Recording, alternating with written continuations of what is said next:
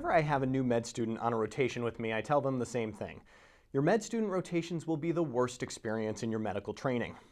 Okay, so I might not be the best preceptor, but I mean it. No one on the team is as scrutinized as the med student. No one gets asked as many medical trivia questions.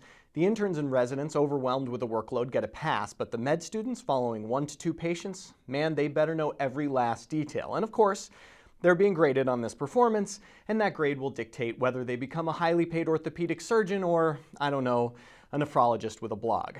But the worst part, I think, is the feeling of impotence. They know what they want to do for the patient, but they can't really do it. If they write an order, it has to be co-signed. If they write a note, it has to be reviewed. This is, of course, a necessary part of training, but I feel for them. And I remember personally how liberated I felt when I could finally be an intern and really care for patients on my own. Med students routinely stress about the impact they're having on the team. Are they helping things or just slowing them down? Well, a study appearing in JAMA Internal Medicine gives us some hard numbers, at least in one big urban emergency room. At UPenn, my old stomping grounds, the ED is staffed by med students 3 out of 4 weeks a month, providing a nice little pseudo-randomized trial.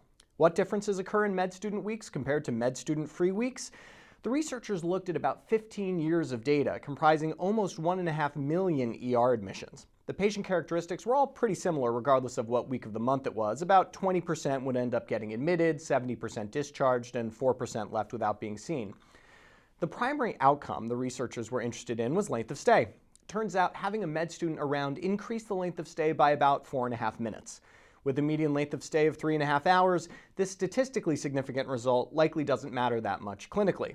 Of course, length of stay is just one factor of importance in an ER stay, and the authors don't tell us things like the number of admissions or the number of times a zebra diagnosis like Whipple's disease gets caught or missed. In the end, this study should give med students some reassurance. No, your presence on the wards doesn't slow us down. Or when it does, we're happy to do it, because even a bad preceptor like me loves medical students for what they bring to us in those 4 extra minutes: enthusiasm, heart, and a reminder why we started doing this crazy job in the first place. Well, I just took 150 seconds of your time. I hope you can forgive me. And remember, the next time you see a med student, give them a kind word and a thumbs up. They're going through a lot. For MedPage Today, I'm Perry Wilson.